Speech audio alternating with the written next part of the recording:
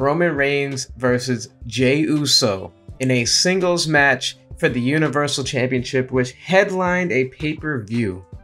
And this match, and more importantly, the storyline between Tribal Chief Roman Reigns and Jey Uso, saved WWE in the heart of a global pandemic.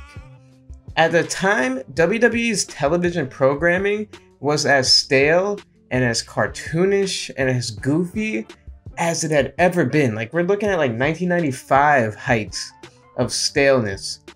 What was going on in the show? Let me remind you all what was going on in pro wrestling a year and like 4 or 5 months ago in the summer of 2020. You had The Miz and John Morrison feuding with Braun Strowman in the biggest storyline on the flagship show on Fox Broadcast Network television.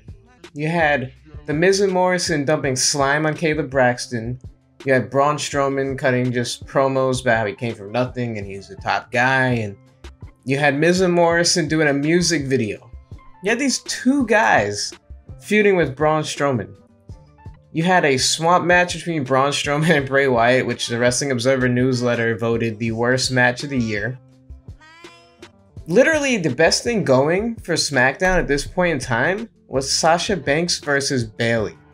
And that's not saying a ton, because Sasha Banks versus Bayley, yeah, it was a good storyline when the two had like started feuding and, you know, they were a tag team for most of the summer. Like, legitimately, they were coming out in empty arena performance center shows as, like, I think they were the tag team champions. I don't remember.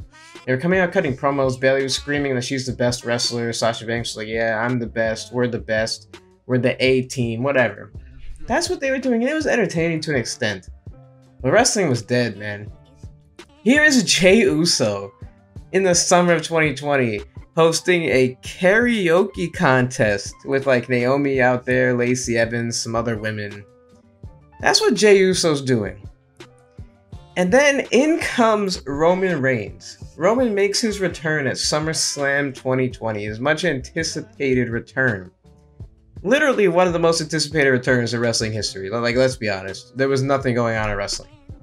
Roman Reigns immediately turns heel, aligns himself with Paul Heyman. His first time turning heel as a solo act on WWE's main roster. And he engulfs himself in a storyline with Jey Uso. And at first, people laughed this off. The reaction was, Roman Reigns is feuding with a guy who is hosting a karaoke contest? He's feuding with a guy who's a perennial tag team? Hell, he's feuding with a guy who people can't even tell apart from his own brother.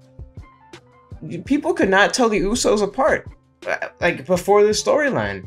After the storyline, now I think people can. But it was like Roman Reigns is wrestling like a nobody. Like, Roman Reigns is wrestling a jobber. Like, this is like the equivalent of Roman Reigns having a storyline with like Ricochet. Or like Montez Ford from the Street Profits. Or somebody like of that nature. This was not a big deal. But what we got from this storyline was can't miss television. It was as can't miss as anything on WWE TV in the past 5 or so years. I challenge you to find anything better than this from a storyline arc perspective. This is the last great storyline that we've seen since. And then up until 2020, like, what was the last great storyline? The Yes Movement in 2013 and 2014? I can't really think of anything right now as I'm recording this from 2015, 16, 17, 18, and 19. Yeah, Brock Lesnar delivering shoot elbow strikes on Randy Orton at SummerSlam, trying to like have a CNN moment. Or you have like Roman Reigns at the end of WrestleMania 34 after Brock Lesnar busts him open the hard way, holding his wife's hand while he's crying. Like, this is the competition. Not a lot, as you can see.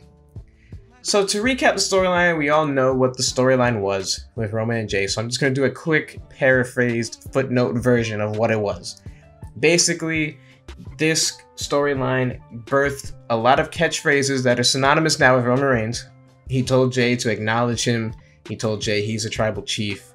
He told Jey that he is the head of the table. He's the breadwinner for the Samoan Anoa'i, the Samoan dynasty in WWE. He's the top guy. That was it. That was the genesis of the story. Family is everything, and Jey Uso is going to acknowledge him. Jey Uso did not like the attitude of Roman Reigns. He wanted the big dog, Then, Samoa, I love my family. He wanted that Roman Reigns back. He did not want this version, this arrogant, pompous version of Roman Reigns. And then eventually, guess what? Jey Uso had to acknowledge our tribal chief, like so many have done since. And Jey Uso ends up lining up with Roman Reigns. And now we have the bloodline.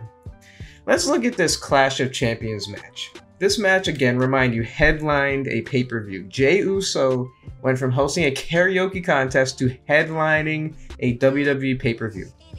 And this right here goes to show that what a wrestler has done in the past, even like in the recent 6 months history, is not relevant. To say like, oh, Daniel Bryan didn't deserve to be in the WrestleMania 37 main event because he hadn't done anything relevant leading up to WrestleMania 37, that argument goes out the window with a situation like this. Jey Uso was doing nothing while his brother was injured. Nothing. He was doing literally nothing. But if you give someone a good storyline, you can have a good outcome out of it. When there's good writing, good acting, and most importantly, good matches that deliver, which Roman and Jey did. Roman Reigns made Jey Uso feel like a main eventer. That is just a task that I didn't think was possible. I didn't think that was achievable. Jey Uso became a main event star. Crazy.